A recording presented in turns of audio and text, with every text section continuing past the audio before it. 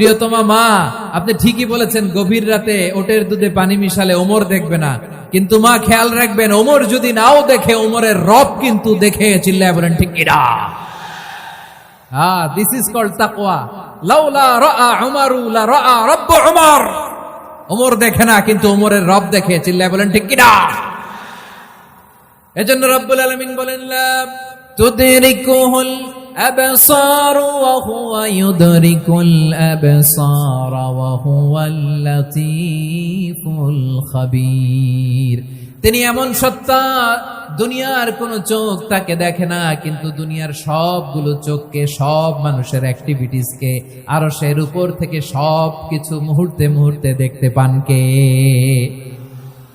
তাহলে তাকওয়া কারে বলে বুঝতে পারছেন? দুনিয়াতে সাবধানে চলার নাম তাকওয়া।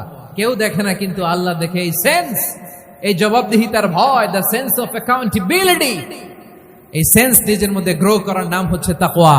আর এই সিয়াম পালন করার প্রাইম অবজেক্টিভ অফ সিয়াম হচ্ছে লাআল্লাকুম তাত্তাকুন। আওয়াজ করে বলেন, লাআল্লাকুম তাত্তাকুন।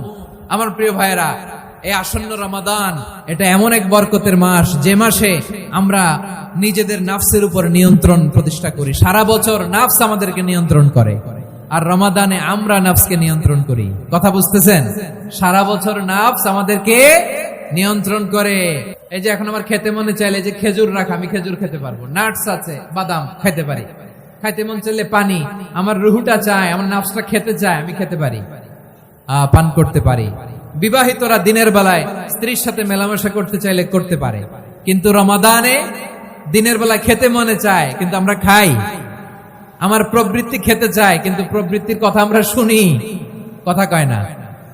রমজানে খেতে মন চাইলে আমরা খাই, তৃষ্ণায় গলা ফেটে যায়, গলার ছাতি ফেটে যায়, কিন্তু এক ঢোক পানি কি আমরা গিলি?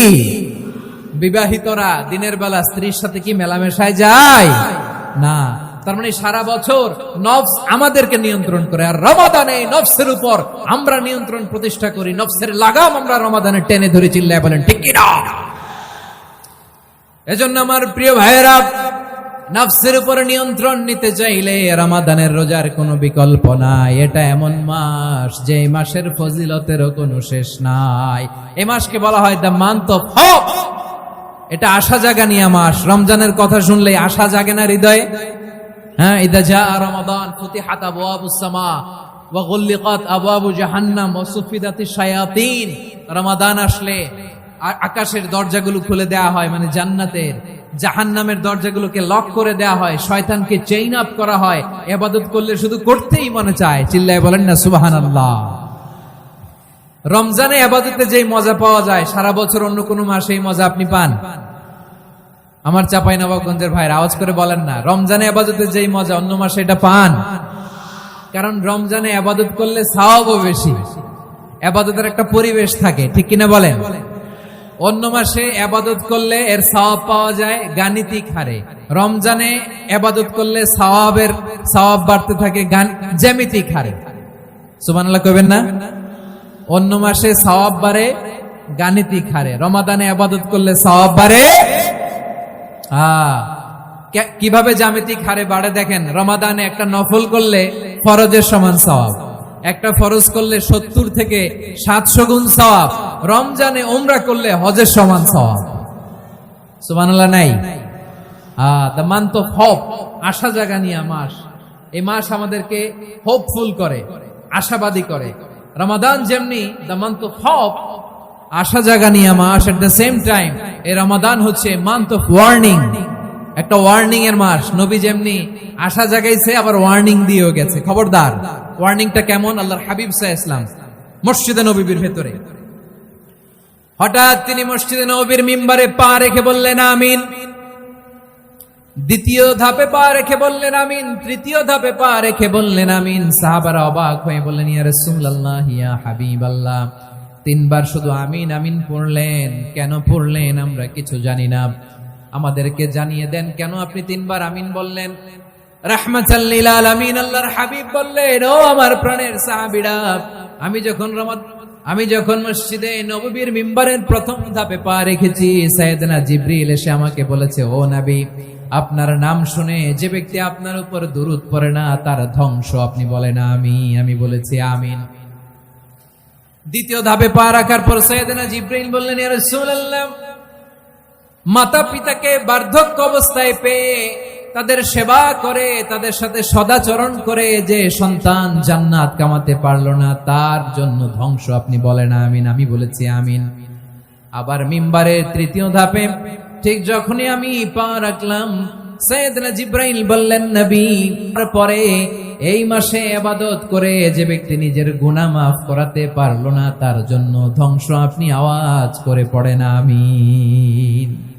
কত বড় ধমক, কত বড় ওয়ার্নিং দেখছেন, যে রমাদান পেয়েছে কিন্তু রমাদানের ইবাদত করার মধ্য দিয়ে সে নিজেকে জাহান্নাম থেকে মুক্ত বানাতে পারলো না, তার উপর আল্লাহ লানত, তার জন্য ধ্বংস। সাইয়েদনা জিবরাইল বলেছেন আমিন, স্বয়ং বিশ্বনবীও বলেছেন আমিন। আওয়াজ করে পড়েন নাউযুবিল্লাহ।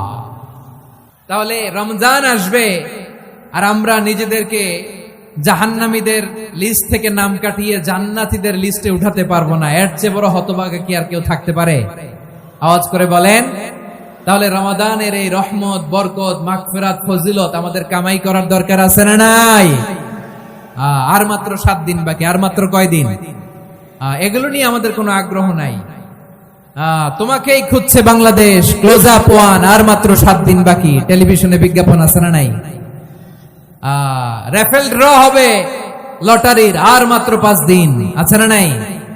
কিন্তু এমন এক বরকতময় মাস আসতেছে, আর মাত্র 7 দিন বাকি। আমাদের কোনো সেন্সই নাই, আমাদের মধ্যে কোনো অনুভূতি কাজ করে না। হায় রে দুর্ভাগা মুসলমান। আমার প্রিয় ভাইরা, আপনি পৃথিবীতে যত ইবাদত করেন সব ইবাদতের সওয়াব নির্ধারিত। এটা পাবেন বা ওইটা পাবেন, এই সওয়াব জান্নাতে, এই বাড়ি ওই বাড়ি। শুধু সিয়ামের সওয়াবটা অনির্ধারিত। কুল্লু আমালি ইবনে আদম ইউদাআফ আল হাসানাতু আশরু আমসালিহা ইলা 700 দি'ফিন ইল্লা সাওম। সব নেক আমলের সওয়াব বাড়তে বাড়তে 700 গুণ, কিন্তু রোজা ছাড়া। রোজার সওয়াব কি হবে? বান্দা খালি রোজা রাখে, ফেরেশতারা কিছু লিখতে পারে না আমলনামায়, কারণ আল্লাহ বলে এটা কিছু লিখিস না, কারণ as-সাওমুলি, এই রোজা রাখছে আমার জন্য, ওয়া আনা আজজি বিহি, এই রোজার সওয়াব, প্রতিদান, অ্যাওয়ার্ড এটা কিয়ামতের দিন আমি আল্লাহ নিজ হাতে দেব, নিজ হাতে দেব। আরেক বর্ণনায় এসেছে ওয়া আনা উজজা বিহি, আমি আল্লাহ নিজেই হয়ে যাব রোজার প্রতিদান। সুবহানাল্লাহ পড়েন। আবার আল্লাহর হাবিব বলেন, ইন্না ফিল জান্নাতি 8 আবওয়াব, জান্নাতের দরজা মোট 8টা। ফিহা বাবুন ইউসাম্মা আর-রায়্যান, 8টা দরজার মধ্যে স্পেশাল একটা দরজা আছে, ওই দরজাটার নাম হলো আর-রায়্যান। রায়্যান দরজা, লা ইয়াদখুলুহু ইল্লা সাইমুন, রোজাদাররা ছাড়া কেউ ওই রায়্যান দরজা দিয়ে জান্নাতে ঢুকতে পারবে না। শুধু রোজাদারদের জন্য ওই দরজাটা খোলা থাকবে। দরজাটার নাম আর-রায়্যান।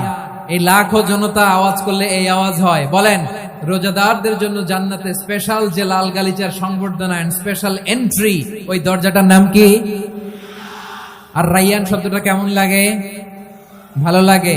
অনাগত সন্তান যদি কারো আসে, ছেলে সন্তান, নাম রেখে দিয়েন আর রায়্যান। পারবেন? আমাকে সবাই ধরে রাস্তা ঘাটে, বাসায়, অফিসে, আদালতে, এয়ারপোর্টে ধরলে, হুজুর আমার একটা ছেলে হবে 2 মাস পর, একটা নাম দেন।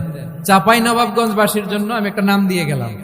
সামনের 2-3 মাসে, 4 মাসে, 6 মাসে যাদের ছেলে সন্তান হতে পারে বলে মনে করেন, যদি পছন্দ হয় নামটা, নাম রেখে দিয়েন রায়্যান। কি নাম? লা ইয়াদখুলুহু ইল্লা সাইমুন, রোজাদাররা ছাড়া কেউ ঢুকতে পারবে না।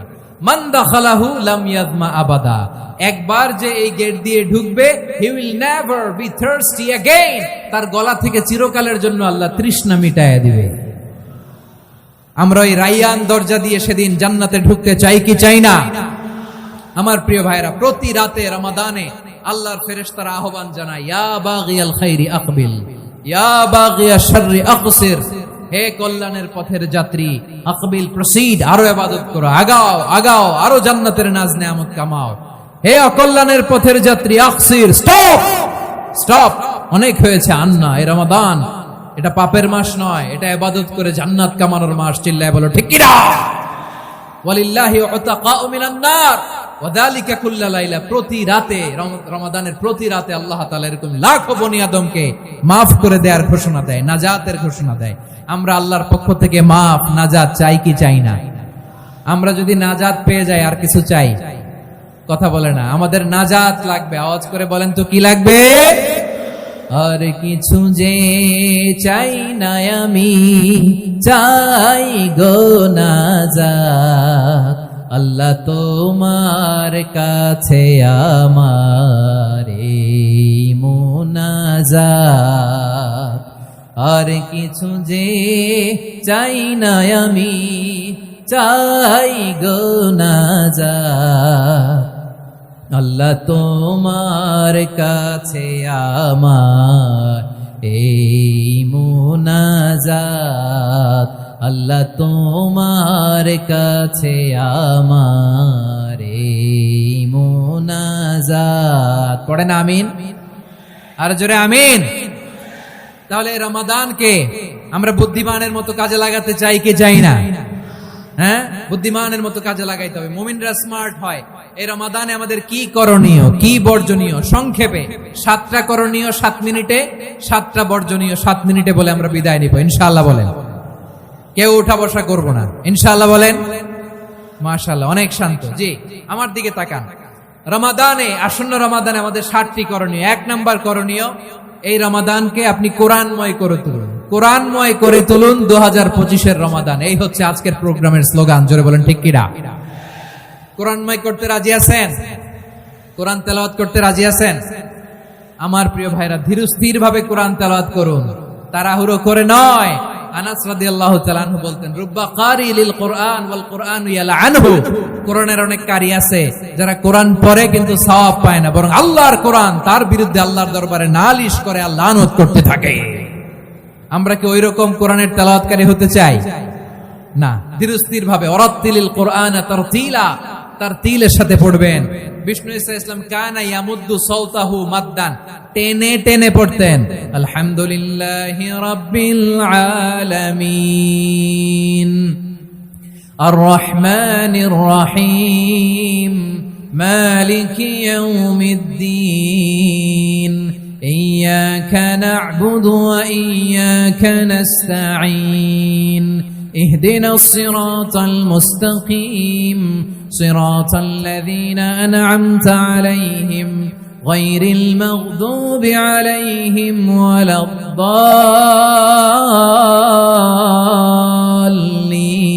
الضالين পড়েন আমিন। কানা ইয়ামুদ্দু সাওতাহু মাদ্দান, টেনে টেনে পড়তেন। ওয়া কানা ইউকাত্তিউ আয়াতাহু, ইউকাত্তিউ আয়াতান আয়াতান, প্রত্যেক আয়াত পড়ে পড়ে তিনি থামতেন। এভাবে কোরআন পড়তে হবে। আমাদের অনেক মা বোনেরা, আজকের এই চাঁপাইনবাবগঞ্জের প্রোগ্রামের অনেকগুলো মহিলা প্যান্ডেল আমি ল্যান্ডিং করার সময় দেখেছি। আমার অনেক বোনেরা, ওনারা কোরআন খতম করতে যে এমন ভাবে তেলাওয়াত করেন, কোরআন তেলাওয়াতের আদব আর অবশিষ্ট থাকে না। আমরা তারতিলের সাথে তেলাওয়াত করব, যেমনটি আমি পড়ে শোনালাম। বিষ্ণু ইসলাম প্রতি আয়াত শেষে থামতেন, টেনে টেনে পড়তেন, তারতিলের সাথে পড়তেন, সুর করে পড়তেন। মান লাম ইয়াতাগান্না বিল কোরআন ফালাইসা মিন্না, যে সুর করে কোরআন পড়ে না সে আমার উম্মত হতে পারে। যাইনুল কোরআন বিআসওয়াতিকুম, বিষ্ণু বলেন সুর করে কোরআন পড়বা। অনেকে কোরআনের খতম তুলবার জন্য কোরআনরে একেবারে খতম করে দেয়, এরকম আছে না নাই? কোরআনের খতম তোলার জন্য কোরআনরে কি করে? একেবারে খতম করে দেয়। না, আপনি ধীরস্থির ভাবে পড়ে যদি খতম দিতে পারেন মাশাআল্লাহ, না পারলে যতটুকু পারেন পড়বেন। এরপর অনুবাদ পড়ার চেষ্টা করবেন, তাফসীর পড়ার চেষ্টা করবেন। আপনাদের জন্য এক অনন্য উপহার রয়েছে আমার পক্ষ থেকে, এক নজরে কোরআন। 114 সূরার সারমর্ম, সার নির্যাস আমরা নিয়ে এসেছি এখানে। বাংলা ভাষায় আমার জানা মতে খুব সম্ভবত এই প্রথম কাজ কেউ করে নাই। আরবিতে পাবেন এরকম অনেক বই, ইংরেজিতে কিছু কাজ আমরা দেখেছি, কিন্তু বাংলায় পাবেন না। এত চমৎকার ভাবে আমরা সূরাগুলোর সারমর্ম, সার নির্যাস তুলে ধরার চেষ্টা করেছি। 5 পৃষ্ঠায় আপনি জেনে যাবেন এই সূরার সেন্ট্রাল থিম কি। 5 পৃষ্ঠায় জেনে যাবেন মেজর থিম কি, এই সূরায় কি কি নিয়ে আলোচনা করা হয়েছে, এই সূরা থেকে মূল লেসন কি, মূল শিক্ষা কি, সহজে আপনারা বুঝে যাবেন। সুযোগ হলে এটা সংগ্রহ করবেন। আপনারা যে কোনো ধরনের ভালো অনুবাদ আপনারা পড়বেন, তাফসীর পড়বেন। আমরা কোরআনময় করতে চাই। খতম কোরআনে রমাদানের 1 খতম দেওয়ার একটা সহজ পদ্ধতি হচ্ছে, রমাদানের প্রতি নামাজের পরে 4 পৃষ্ঠা। প্রতি নামাজের পরে কয় পৃষ্ঠা? 4 পৃষ্ঠা। তাহলে 5 ওয়াক্তে 4 পাঁচা 20 পৃষ্ঠা, হেফজে কোরআন গুলো 20 পৃষ্ঠা এক পারা, এভাবে 30 দিনে আপনার এক খতম হয়ে যাবে। আমরা যেন তার তিলের সাথে বিশুদ্ধভাবে কোরআন তেলাওয়াত করতে